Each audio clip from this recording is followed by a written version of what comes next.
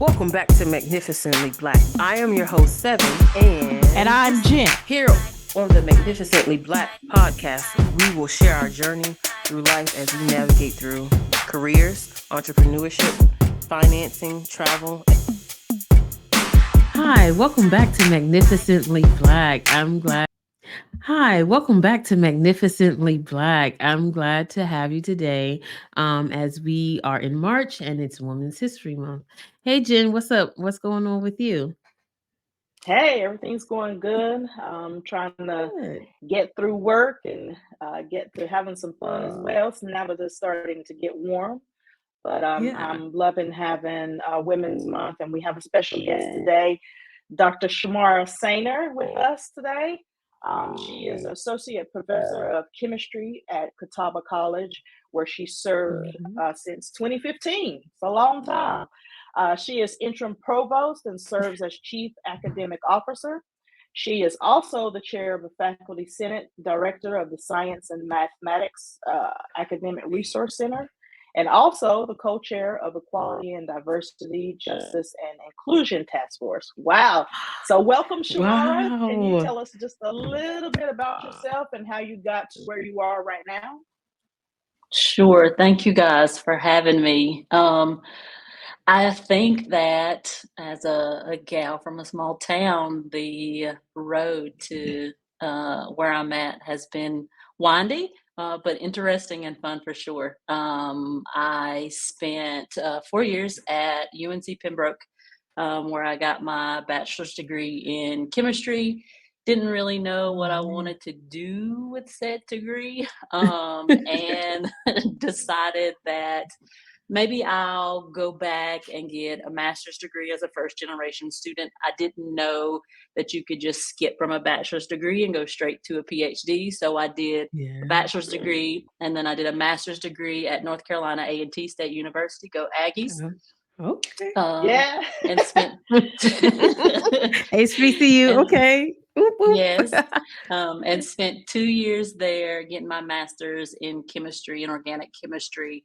While I was there, I spent some time working at LabCorp, finished up at A&T, and then started working in pharmaceutical industry, which has always been, or at least what I thought that I wanted to do. Mm-hmm. Got really bored there. It was for me. It was Yeah. it was like working at a process line, right? The samples Yeah. come in, you Yeah. run the samples, and you do the thing, For sure. and talk to a one of the techs that come in that was working on the instruments and asking all the questions and going above and beyond like it's typical Chamarra. And the lady was like, you should go back and get your PhD if you're this into instruments. And so I decided that I'd start looking, and my roommate that I had while I was at A&T had already started a PhD program at LSU, and she was like, "You need to come Ah. down here." And so the stars aligned, and I ended up at LSU for 4 years and graduated with my PhD in analytical chemistry. Oh man, that is Nice. beautiful. That is Yeah, so and it's kind of cool. interesting because the both of us worked at LabCorp. The both of us are working in an industry. Courtney went a different way with her scientific, but Yeah. I've been a bit all over the place. So where you were talking about instrumentation, I did that for 9 years. So I worked on Mm-hmm. scientific instrumentation. Moved out of that, went to bioanalytics where I met Courtney, and so we worked there for several years. So it's interesting to see people's path. You start out in It college where you think is. you're gonna, be that Oh, for scientist sure. and stay in science, and then you end up going a different way. So that's great. You've done a great job and growing, and we really wanted to have you on here. We're starting to have women in science as well on our show.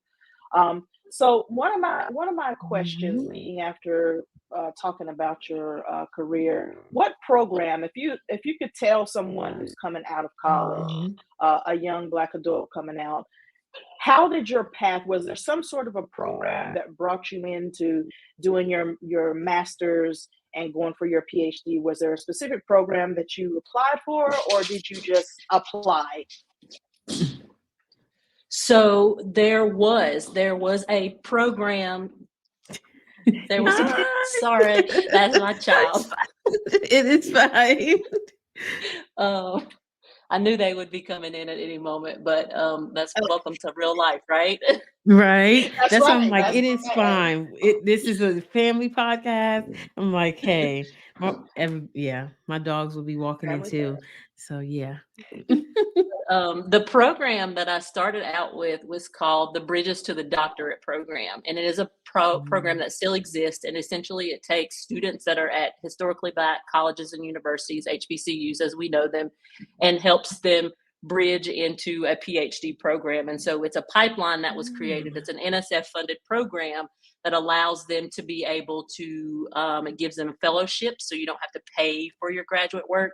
But that's is nice. also expectations that you keep your grades up and things like that. And so it was a really nice bridge, haha, pun intended, from the master's degree into the PhD. But it also gave me an opportunity to create like this cohort of people that look like me and that were had similar interests that as me to get into or to retain into the STEM fields. One of the things that when I was looking for PhD programs and looked at a lot of the different schools, it was really intimidating because there was nobody that looked like me. I won't name the schools Mm, that I visited, but I visited probably 4 or 5 different PhD programs.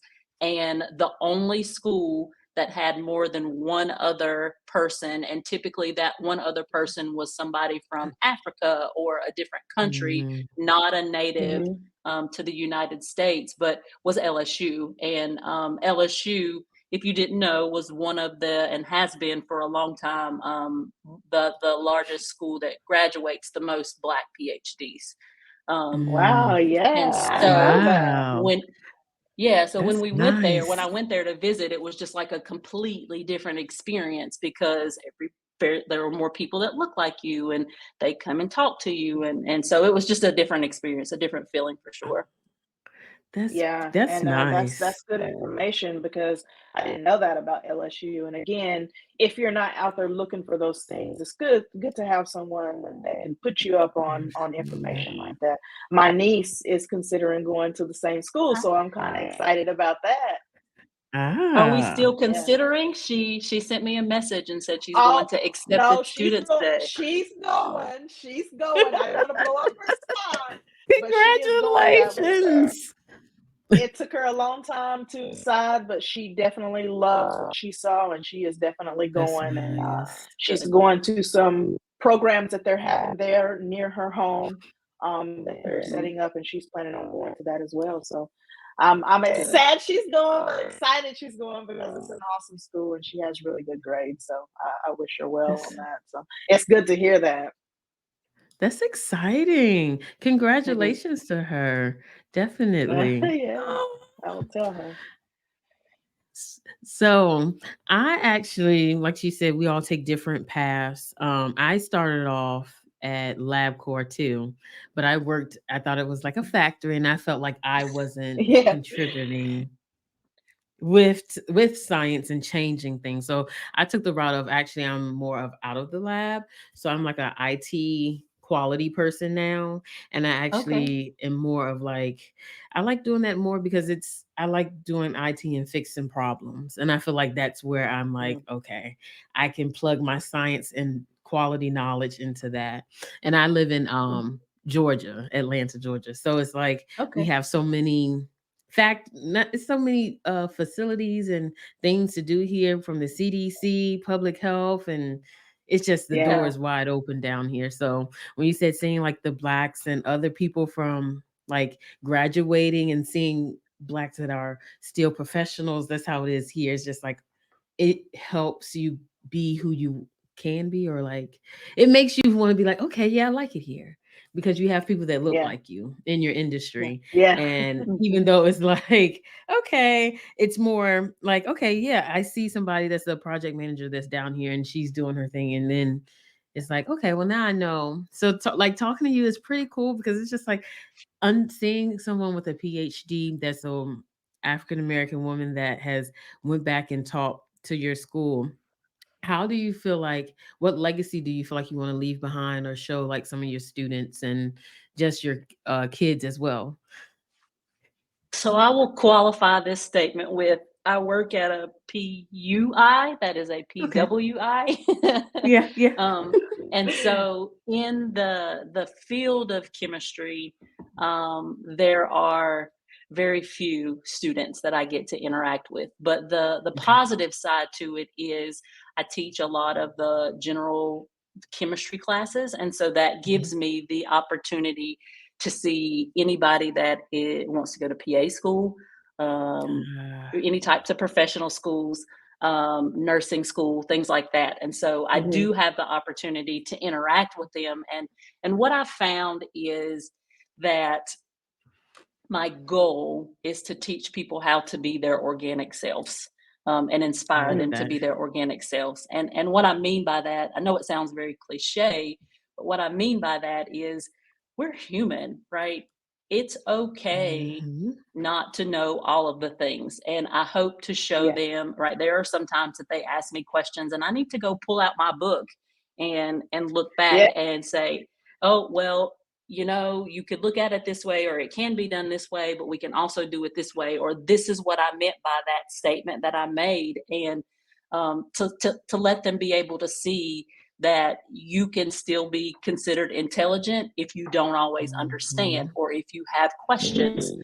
Um, and Yes. so I think that is what I I hope like to that. leave on the students, is that just we're real people, and real people have Mhm. challenges and they have goals and they have things they want to do, and sometimes they don't always have it together, and that's okay. But those things don't necessarily mean that you won't be successful in life. I like that. Absolutely. I That's mean, and yeah. it's a time too to kind of decide where your place is, right? And, in the industry. Hmm. I've went through several different things and landed in a place that, I didn't think that I was going to be. And again, you bringing out your book, technology in our field changes so much that you have to open up Mhm. that book, right? You're not Yeah, always going to have that knowledge. It's always for changing sure. daily, as far as like equipment, the different types of, compounds or whatever that you're using for a certain thing. It's Hmm. it's different. So yeah, that's definitely true. And I think that's something that I would tell someone that if I was a mentor at this time, I would say, think about what you want to do long term, but don't beat yourself up if Hmm. you're not always the top of everything, right? You are your Right. unique self. You'll find your niche in whatever you want to do. So I always like to instill that in people because I work with a lot of younger kids that's younger than me, of course. 'Cause I'm pretty old. I'm getting up there, but they beat themselves up about one particular thing. And I said, we're not perfect. You're going to make mistakes, but don't give up on what you feel like you want to do as a career Hmm. because you've made this mistake. Everybody makes them. You're Hmm. going to grow, you learn from it. So that's one of the things I would like to instill in, young adults coming out of school. Just to have that, and especially for us as African Americans, sometimes we tend to give up a little bit too quickly, right? Because we feel like we're Hmm. not in the top. Now there is some that are at the top, but there's some that think I can't be a doctor because of this, or I can't get my PhD because of this. If you're driven, you work hard, I think you can get there no matter what. So I try to keep that in those people at work. Understood. I definitely can agree with that because I feel like by mentoring or providing just words of knowledge to other people is just like, okay, don't give up. Why? Because everybody, like I tell everybody, Rome wasn't built in a day. And you don't think they Mhm. probably made mistakes building it, everything, because it's just like that's at the beginning of time. So it's just like everything, there are mistakes with everything. We live and we learn. And it takes time to get where you want. It's not just, I think it's like people are like, okay, instant gratification. No, sometimes it takes time. And sometimes it's just like you said, you just have to give yourself, grace. Definitely do that. Mhm. Yeah. Yeah. Yeah, I would yeah, for definitely say sure. that. I think if I could So, do it all yeah. over again and go back to college, I think I would. I don't think I did enough internships. I didn't look for those programs, the bridging program like what you had. I think that Mhm. when I was in school, there wasn't a lot of backing in getting into, a career path. If there was, I wasn't going after it. So I would say if Mm, you are in college and you're struggling to figure out what you want to do, if you're right at your senior year, you need to go out and look for those internships or find mhm. someone that can tell you about these programs because it's not going to land in your lap. And for me, I had to kind of fight for every position that I had just to get in the science field, right? There was times where Yeah. I was just delivering samples to a place before I got to where I was, but I fought and scratched until I got Mm, to where I needed to be. So it means a lot to work hard for what you're going for. And I'm really impressed with your career and how you move forward. And I know you personally because we're family. So it's really, I'm really proud to see where you are and the things that you're doing for young adults and teaching. I can tell that teaching is a passion for you. You're not in that zone with you know pharmaceuticals or whatever industry that mhm. is fast paced, right? You're getting to learn along with teaching, and I'm happy for you in that aspect. So Well, so when you said that, the bridging, from master's to PhD, how did you find that? Was it, like, something that was, like, advertised, or did like, a teacher did you have a mentor or anything when you were no, I didn't Ah, actually. I applied to A&T and I went to the financial aid office and talked to the department secretary. Those people have all of the knowledge. Yeah. Administrative assistants know everything. And so I just happened to be having a conversation with her name was Carolyn Mayo. I was asking her, I don't know if I can make this work. I'm working third shift at LabCorp in Burlington, and ah, it I don't know that I'll have the finances to be able to make this happen. And she was like, oh, well, do you know about this program? And I was like, I do not know about Mm, this program. And so she told me mm, about it, and I was applied for it and was lucky enough to receive the fellowship. And so um, there are always, for anybody that is listening that is a STEM person, always look for, especially in higher education. And I tell all of my students that fellowship opportunities is what they call scholarships for graduate school. And okay. mhm, those fellowship opportunities are the things, and they have them for minorities, and they have them for first generation students, and they have them for women. And you just have to find the right one that fits whatever your Exactly. demographic is. But there are fellowships out there for all types of things. And those are the things that you need to be looking for if you're thinking about higher education after your That's bachelor's nice. degree. That's that's awesome. nice. Now, So is the bridging program still available? To my knowledge, the bridge program is still available, but again, you have to be at an HBCU looking to transition into a Mm, PhD at a PWI. Typically, they're PWIs or R1 institution. okay. An institution that's highly research intensive. okay, Okay. okay, Okay, that's perfect. nice then. Okay. Yeah, So that's good information. yeah, for sure. That's what I was like. Let me, because I know that one of my friends, shout out to Chelsea, she was doing her, what is it, at A&T? She did her bachelor's to master's. And she said Uh-huh. it took like, instead of, what is it, Six like years. 6 years, it took only like 5 years or something like that. And it was Yeah. for STEM. Yep. And she Hmm. loved the program. So she was saying that that's A something lot they of the offer too. Yeah, a lot of the programs that have an undergraduate degree and master's programs are shifting to like a Mhm. 4+1. Even That's at nice. Catawba, where I'm at now, there is a 4+1 between, we have an articulation agreement between ourselves and Duke. If you're interested in environmental science or environmental education, you can do four Hmm. years at Catawba and then go 1 year at Duke and get your master's. So there are lots of programs out there. There's programs out there in physics. Too as well. So like if you're maybe not traditional chemistry, biology, but physics is also another area that has those programs too. Check all That's awesome. listeners, check that out Oh, at lots. Catawba College. Yeah, check them Yep. out. Check uh a, hey, go to a school that will pay for you if you are a STEM person. I am a STEM person at heart. I That is my background. All of us that are on here are STEM. So check that Hmm. out because that's something that will definitely take you far, and that's something that you it's only taking it to only 5 years, and it took me what, yeah, the whole 6 years, and now it's like, okay, you want to get certificates and all this other stuff, but you do want to take that is a great, yeah, oh Yeah, man, and due diligence, and trying to yeah, find that do because your there is money, like research, she said, out there. Yeah. yeah, Yes. definitely do your So, research, so yeah. are you active now outside of teaching? Are you still active with your universities that you got your master's and your PhD with? Are there programs that they have that they bring alumni back in to help work with to bring more students in? Are you active in that now or not? Yeah.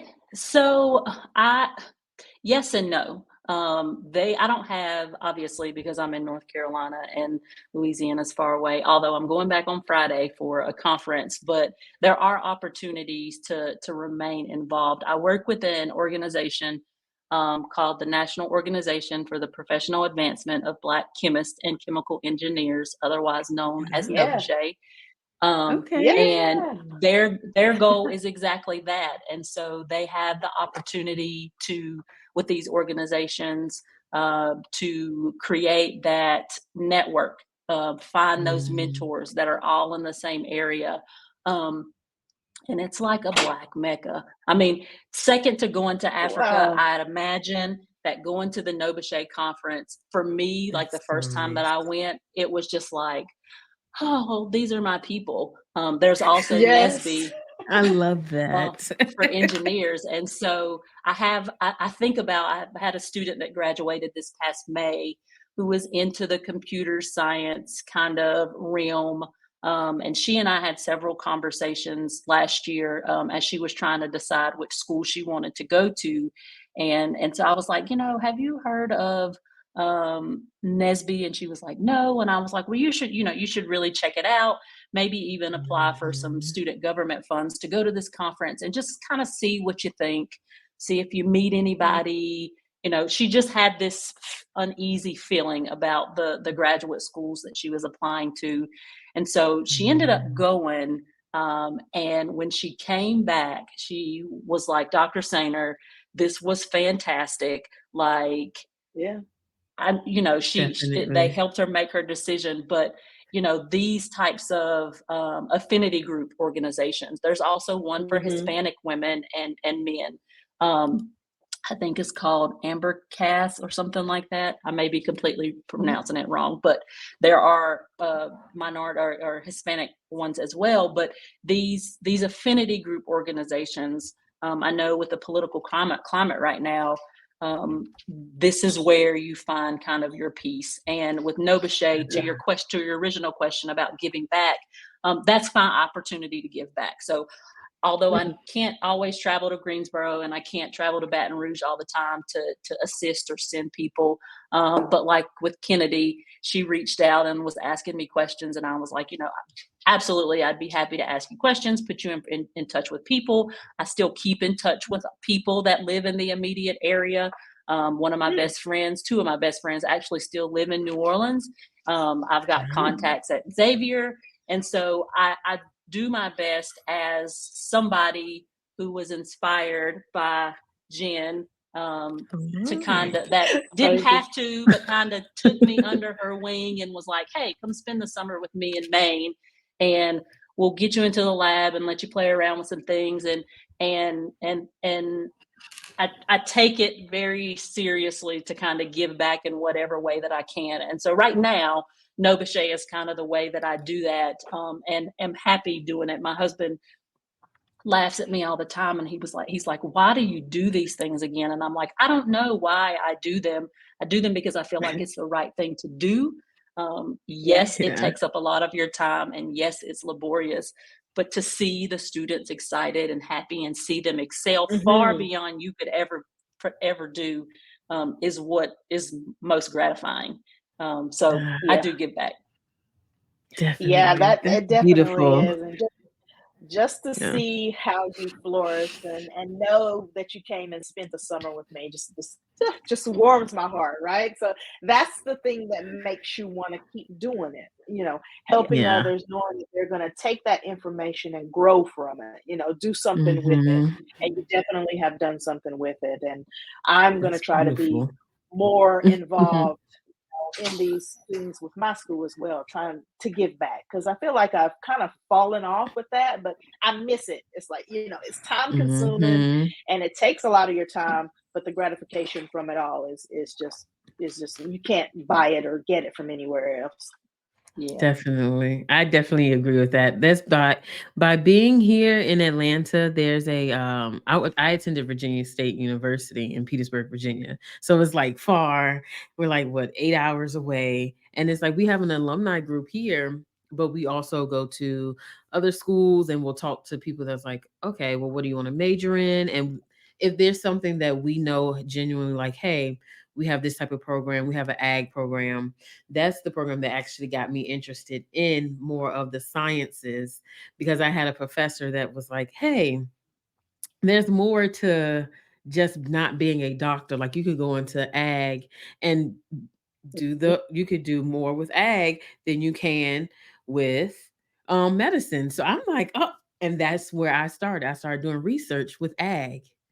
And Corey, then, I then think that's a really, really good yeah. point. I mean, as an Yeah. educator, I think every student comes in and they're like, "I want to be a doctor," and Yeah. Mhm. that pathway is fantastic, but that pathway is not for everybody. And so I have to have Mhm. Mhm. lots of conversations with students about, um, that doctors are fantastic. However, there are so many other different pathways that you can take to help Mhm. people. I had a really, really Mhm. bright student, that last year had a mental breakdown about January or Mm. February because I think she Mhm. decided that medical school is not where I want to be. However, I don't know what to do because I've spent my whole life with this tunnel vision trying to figure it out. And so I encourage you, everybody, to have a plan A and a plan B. And that Mhm. plan B they can be similarly related. But always having that backup plan because you never know how life changes or you will change as you grow and evolve in your young adult or adult stages for that matter. Mhm. Yeah. So having those alternative plans are always beneficial. Yeah, that's why when you Yeah, say that, they I'm are. like, yeah, because it's feel like when I would definitely agree with you. Like, I went in and I'm like, "Hey, this is what I want. I'm doing it." And then I'm like, "Wait, Yeah. but I see how this is affecting the community. I see how this," and I'm like, Mhm. having a backup, having someone like you is definitely in your corner and to talk to is very good for students because that lets them know like, hey, somebody hears me that's here, that sees me in Mhm. school and see what how I can contribute more than someone that's like, yeah, you need to just continue doing this. But it's like having you in my corner. I'm like, hey, I have someone that looks like me, or I have someone that I can just talk to. Mhm. So that's beautiful to Yeah. do. Yeah. Yeah. Hmm. A lot of people think, I want to be a doctor because, you know, that's where the money's at. Everybody wants to be a doctor, Yeah. right? But for me, I was thinking outside of the box always. Yes, I wanted to be a doctor, but I also wanted to do something that I was passionate about. And for Mm. me, being a doctor, I felt like that wasn't my passion. But I knew inside the laboratory was my passion. So, I mean, a lot of people like the sound of it, but when they get into it, they realize, this is just bookwork. I'm not enjoying Yeah. this. Am I going to enjoy this when I Mhm. get out, long term for longevity?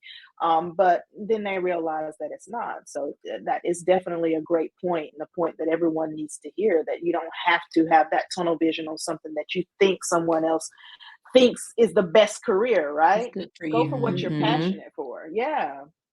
So I just like to leave that with everybody. And I tell my daughter that too. She's in that stage where she just started high school. She's trying to figure out what she wants to do. And I just tell her, keep your mind open, find out what you're happy and pleased with and what you want to do long term, and make sure you're happy with Mm-hmm. what you're doing. And so she's now beginning to get it. She's now starting to know what she kind of wants to do, but I'm sure that's going to change before she gets out of school. 100%. Yeah. Well, Shamar, it was really great having you on the show today. We loved having you. I've been wanting to Thank get you you. on here for a long time, and we finally got you Mm-hmm. on here on Women's Month. It's a perfect time to come in. I thank you for taking the time. And Courtney, do you Thank you have so any much. last words for the podcast? Any last well, okay, so I would say this is Women's History Month, and we would like to honor you. Thank you for being like our first Women's History Month guest. And if you could give two tips to to the listeners regarding how to become like a leader in STEM, or some takeaways. Yeah. I would probably have to say that one thing I would say is remembering that greatness cannot be attained if you don't remember where you came from and you don't have your own sense of belonging.